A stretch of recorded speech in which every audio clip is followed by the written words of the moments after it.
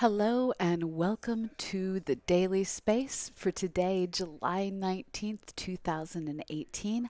I am today's host, Dr. Pamela Gay, and I'm realizing once again, thank you, Keeper of Maps, for alerting me to this problem.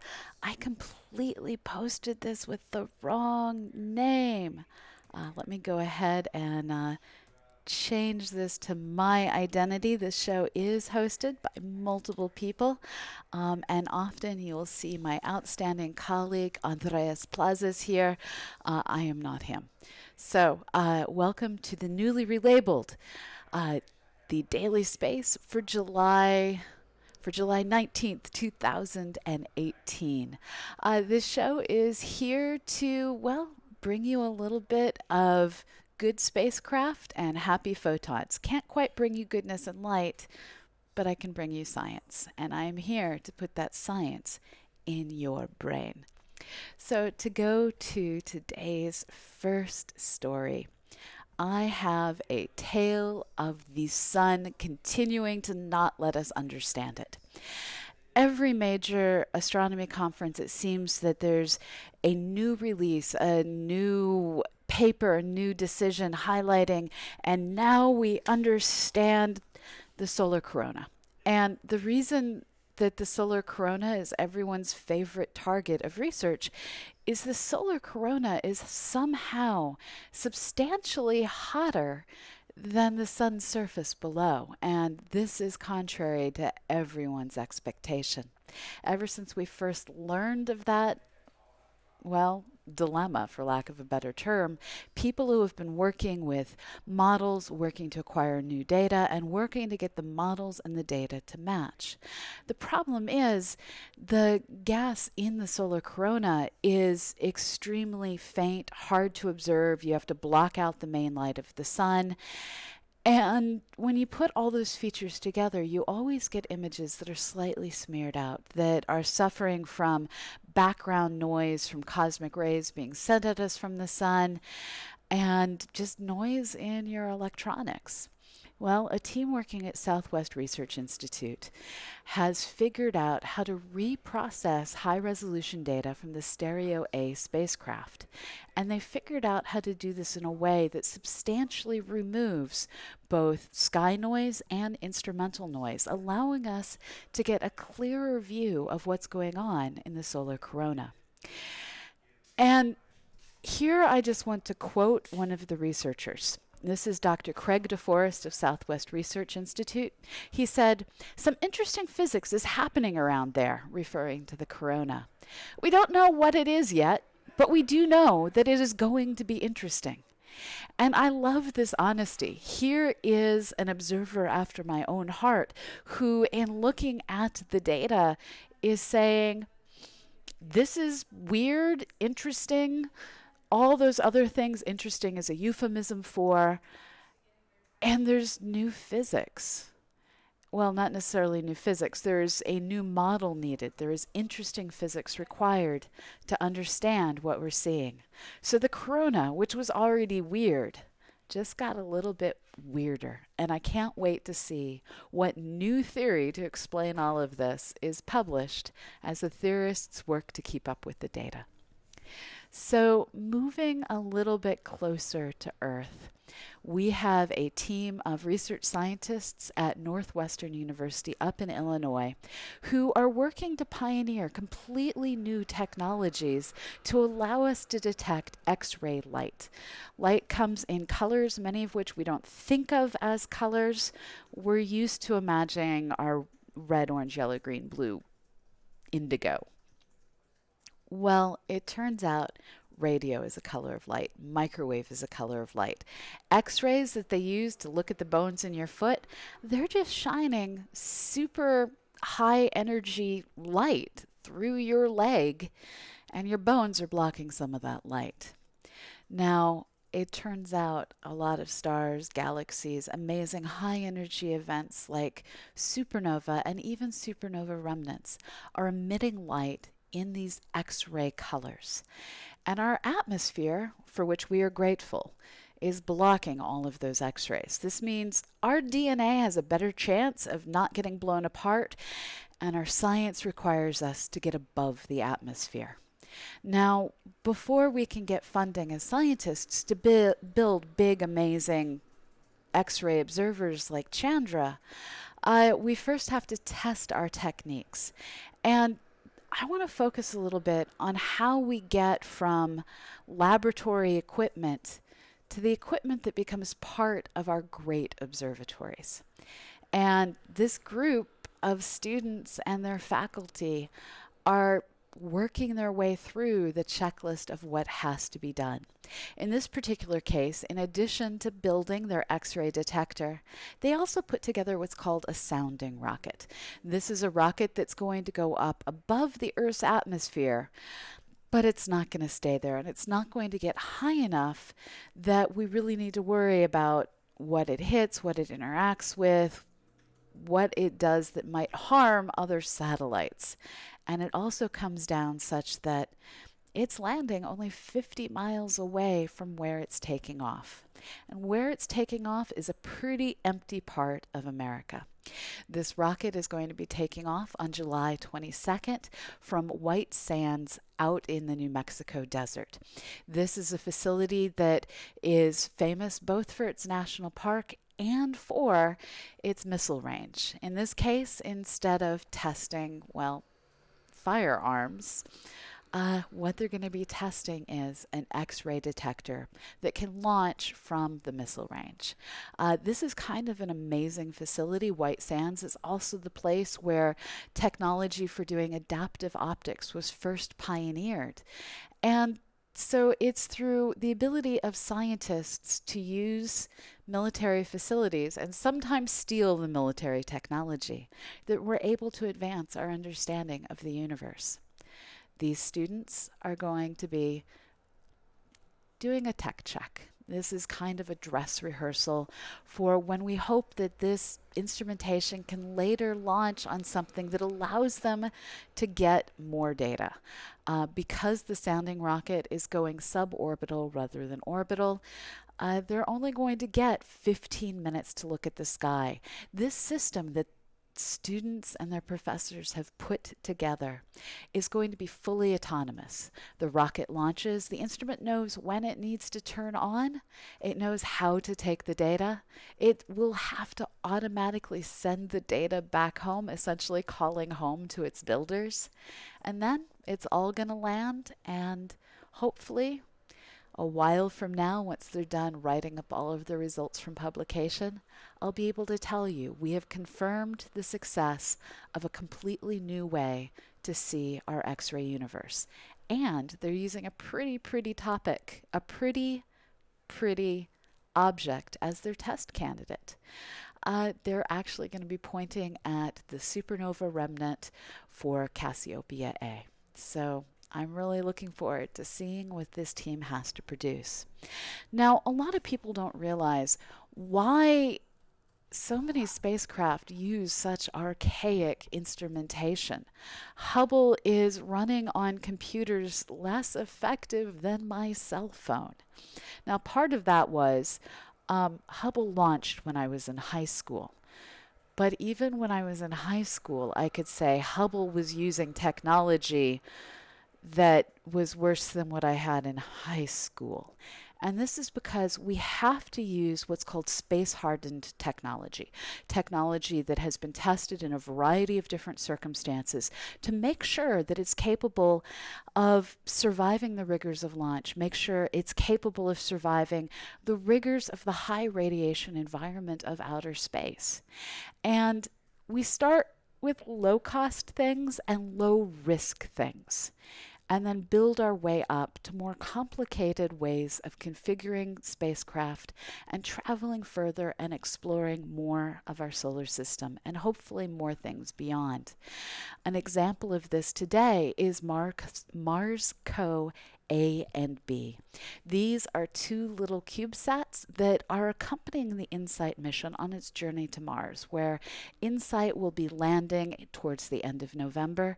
And these two CubeSats are going to be orbiting Mars and relaying back to Earth the entire process of InSight's landing. This is the first time that NASA has used CubeSats to go between worlds. And they're doing this because of how much this technology has been tested. It's gotten to the point that university students can buy a set of this standard hardware. It comes in roughly 4-inch by 4-inch cubes.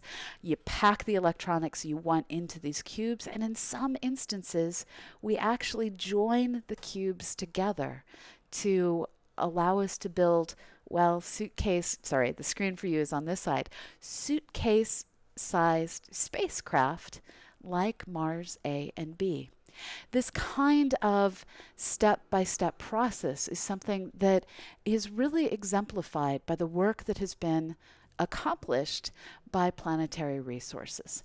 Planetary Resources is a commercial company that has, well, set its future on building the technologies that will be needed to go out to the asteroid belt and land and mine and bring those resources back to where they're needed, whether that be a construction platform built out in cislunar space between the Earth and the Moon, whether it be bringing it to low Earth orbit, or even perhaps back to Earth, although that seems perhaps the most risky thing for them to do. In order to build that commercial mining future, they have started out with their arcade 3R technology, and on their website they're completely upfront with this is a mission that was designed to validate their spacecraft technology. And it was just a CubeSat. It was just a CubeSat that went up in a little bit of space, tucked in with other rockets. They did unfortunately have the horror of their initial CubeSat was destroyed on the pad during a failed rocket launch. But they didn't let that stop them. And with CubeSats, you can afford to lose a spacecraft now and then. And they were able to eventually launch a second time instead of going up on a rocket to be deployed as part of the rocket payload. They instead flew up on a servicing mission to the International Space Station and were, for all intents and purposes, thrown out an airlock. And that was sufficient for them to get their data, get into an orbit they needed. And from working on this little mission, we saw Planetary Resources move on to launching a significantly larger CubeSat, testing their communications technologies, testing their camera technologies, doing all of this with solar power. And now all of us eagerly await that great next mission that is going to take them out to the asteroids and hopefully bring us back more information, as it's no longer just national space programs that are going out and going beyond our planet and going beyond the moon. So today, the only things that have gotten to the moon are the United States has landed rovers. The Soviet Union landed rovers. We've seen China land on the moon. The next nation isn't so much going to be a nation as a commercial space agency in a different nation than has gone there before. We're hopefully going to see, as was discussed yesterday, Space IL out in Israel going and landing on the moon and piloting new technologies and showing what groups of mostly volunteers can build in terms of putting together a company that becomes their careers and putting together spacecraft that are free to explore. Now, with all of these new companies going out and doing new things, there is certain to be more planetary space policy put together to regulate how we treat other worlds. But I, for one, find it awesome that we're starting to see commercial value in going to space, and hopefully this will begin to bring down the costs of spacecraft, make it easier for university teams like those students at Northwest to get out and explore, and make it cheaper for all of us to understand more about the surfaces of objects within our solar system. So I, for one, look forward to seeing what all of these commercial companies are capable of doing. And I hope they keep letting us scientists tag along and use their research data not to help them earn money, but to help them earn understanding. So that concludes the stories that I had for today. As always, this has been the Daily Space. We come to you every Monday through Friday, unless it's a major holiday, and bring you a quick rundown on some of the things that are new and exciting in astronomy and space science. The Daily Space is part of CosmoQuest. We work to, well, invite you to learn and do science and provide you a way to do it through all of the various programs we have here on Twitch and through the content on our website, cosmoquest.org. Please feel encouraged to click on over and help us map out other worlds. Our science team could really use data on Mars and Mercury right now, and who knows what you might find on these still being discovered worlds. CosmoQuest is a collaboration of multiple institutes run out of the Astronomical Society of the Pacific and including the Planetary Science Institute and Youngstown State University. Please follow our channel and get notified of when we're going live. Our next big program is going to be tonight at 9 o'clock Eastern, which is 6 p.m. Pacific and 11 a.m. Friday in Sydney, Australia. We're going to have special guest David Joseph Wesley, who's a composer that's worked on many things you probably know, from Family Guy to some of the filler music on Star Wars, which is still music that made it onto the big screen. He's going to talk to us about the music that he's worked to personally compose that is reminiscent of space and tells the story of things like Cassini's final journey and what is going on during a solar eclipse. I'm also going to ask him to talk about the music he's written that is inspired by science fiction, because let's face it, most of us scientists, we're also inspired by that science fiction. So check out his music to smuggle by, and check him out tonight right here on CosmoQuest X at 9 p.m. Eastern, 6 p.m. Pacific, 11 a.m. Sydney. So I'm now going to see if you guys have any questions over in the chat. Please go ahead and at me, and I'll do my best to answer everything everything you want to know about space and astronomy. And I'm not getting a history of chat. Oh man. Okay. So my chat doesn't have past messages in it. If you can at me your questions that haven't been answered by me yet, I will answer your questions. I'm so sorry for the tech fail. Apparently, when you open a window, it doesn't give you your history. So I see the chat on the screen, but I can't scroll backwards to things not on the screen. So the last I can see is Larry commenting on Sahara dust. And I'm not sure what he's wondering about, what it's affecting. So we have no new news on Opie on Mars. I did see a new image come across my Twitter feed this morning showing that Mars is largely still enshrouded in dust. Looking for other questions. So I see Hanny asking, could sounding rockets be viable for other rays that do not reach the surface? Yes, this is actually how a lot of different detectors get checked. We use a variety of different techniques. Millimeter detectors, for instance, we fly those on essentially weather balloons that go to extraordinarily high altitudes.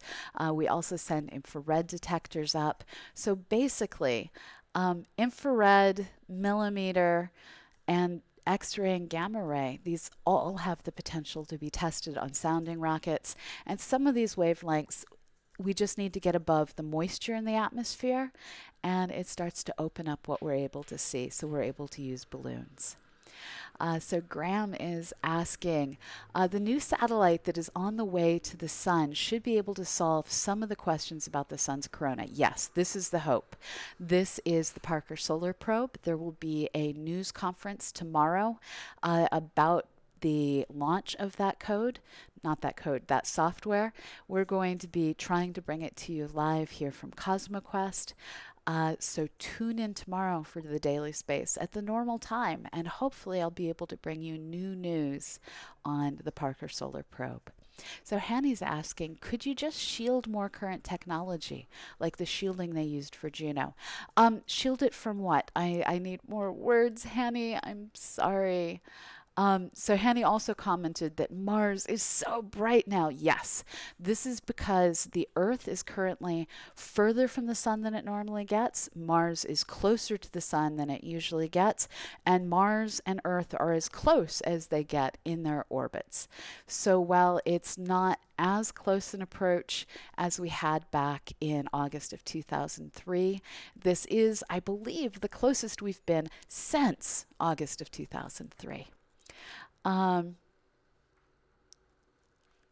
so Klacken Rubsoot, you can copy and paste, or you can just type them in again. Um, so looking to see what else. So Peter is asking, um, oh, referring to space tested. Um, no. So all of the technology in Juno was fully tested in the Earth environments before it was sent to Jupiter.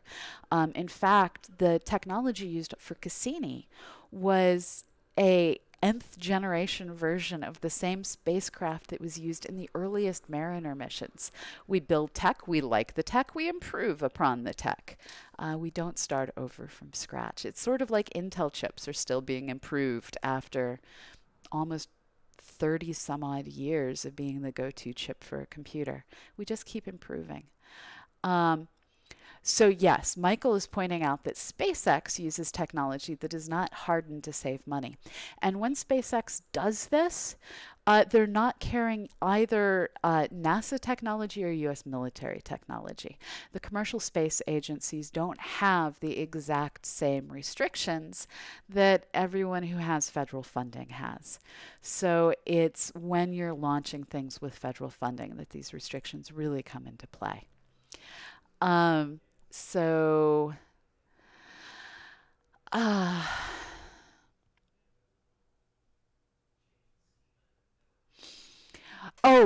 so we I meant to say space hardened technologies, which is both the process of making sure that it's suitable to exist in the radiation environment, and it's been toughened up through through multiple iterations on the design to make sure it can withstand all the possible things that are going to happen to it. Something launched into space goes through this horrible process called being launched on a rocket. So we literally kind of shake the bejesus out of things, whether they be human beings or spacecraft. Now imagine taking your camera and putting it through the dryer. That tumble cycle, that heat. This is kind of like what we do to spacecraft. So we have to figure out how to get them to both be launched in a containment vessel that will protect them from all of the shaking, all of the extra forces, and everything else. And yeah, So I see Hanny is asking, is Mars even brighter because of the dust storm? I think it's somewhat brighter, but that's not the dominant reason that it's brighter. The somewhat comes from the fact that the dust up in the atmosphere is highly reflective, whereas there are things on Mars, like Valles Marineris, that appear as dark patches. And currently we don't see them as dark patches because they're hidden by the dust storms. So there are darker features that aren't hanging out being dark, but are instead being hidden by shiny reflective dust. But the dominant reason that Mars is so much brighter right now is it is closer to the Earth than it normally has a chance to be. Um, and DPI 209 is pointing out sometimes something falls out or into the spacecraft while shaking. Yes, NASA actually has giant shake tables that it puts spacecraft onto and shakes the bejesus out of them in order to make sure they survive the process. It also has giant vacuum chambers that it puts spacecraft into to make sure they survive the process. So we do everything we can to test individual spacecraft out before they launch. And in addition to that, we go through a series of testing individual components that includes being launched on a low-cost, low-risk mission to make sure things will actually work in the real space. We've all had the example of, or at least many of us have had the problem of ordering something off Kickstarter that when they go to do commercial production instead of individual item test production, they realize it doesn't work under commercial production. We have to do similar kinds of testing with spacecraft. So Hanny is asking, could scientists be protected from radiation by setting up a base in Valles Marineris? Partially. What you actually want to do is be in a cave. If you are in a shadow, that will protect you from much of the cosmic rays. But in general, to be protected from all the cosmic rays coming from all the different directions, and we're getting cosmic rays from extragalactic sources like active galaxies. You want to be in a cave. We're going to be the mole humans of Mars. So Michael's asking, did Northrop Grumman find all the bolts yet? I don't know. As some of you who've watched me before know, spacecraft are in general dead to me until they launch. I have taken the time to learn some about what James Webb's capabilities are going to be, but until that umbrella of an observer is launched, has deployed safely, and has returned first light, I'm not filling my brain with too many details because there's so much good science going on to fill my mind with.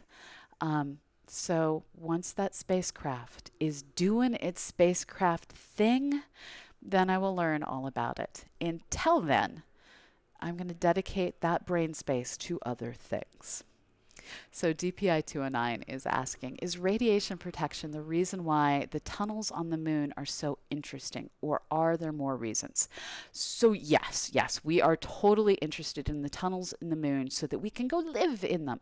We're also interested in them because it's cool that the moon has tunnels that were generated through lava eruptions.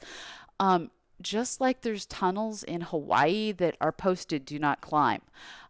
There are lava tube tunnels on the moon that someday will be, please enter here, it's safe from the radiation. So yeah, they're awesome, both scientifically and as a place to go live. So Hanny is saying, are the moon tunnels larger than those on Earth because of the low gravity? I actually have no idea. I know that they're fairly large on the moon, but I don't know enough about the Earth ones other than driving down the road in Hawaii and seeing the do not enter signs. These are things that I need to learn about. Oh, I did not mean to have product placement. I see what you're talking about now. That was how I got through telecons yesterday.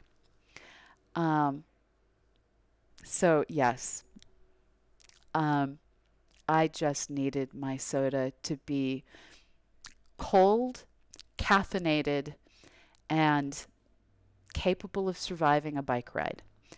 Um, so yes. Do we have any other questions? Um, I hope that's true. Maybe I can reach out and ask for an endorsement. Um, do we have any other questions out there? And Peter, you're off topic. Yes, Susie, cold caffeine. That's generally the goal. Um, Other scientific questions, or I'm going to call this the day. So the problem with iced coffee, to just finish this going entirely off topic, is I was bike riding in, and if I made iced coffee at home, I didn't have a container I could put it in that had a lid that would prevent my cold caffeinated goodness from escaping and splashing all over me. So yes. Okay, so I'm now that we're discussing my bike riding skills and caffeinated cold tasty beverages, I'm going to call this a show. Tune in tonight, 9 p.m. Eastern, 6 p.m. Pacific. Super early in the morning. I'm not even going to calculate it in the UK, and 11 a.m. Friday in Sydney. And I will be bringing you Learning Space with special guest David Joseph Wesley. So tune in later, and I shall science you up with a side dish of music. So, this has been the Daily Space. We are part of CosmoQuest. Please check out cosmoquest.org and help us do science. We are a collaboration run out of the Astronomical Society of the Pacific and including collaborators at the Planetary Science Institute and Youngstown State University. Please give us a follow. They're free, and find out every time we go live. Your subscriptions, they really sustain us, and every bit really helps. So thank you for making this show possible. And if you can't tune in tonight, I understand. Tune in tomorrow, same time, same channel, and we may be able to tune in live to a press conference brought to us by NASA about the Solar Parker probe, and I will be providing commentary and then bringing you the news. So thanks for being here, and remember, wherever you are in the world, have a wonderful morning, evening, or afternoon, and remember, go outside and look up. Bye-bye.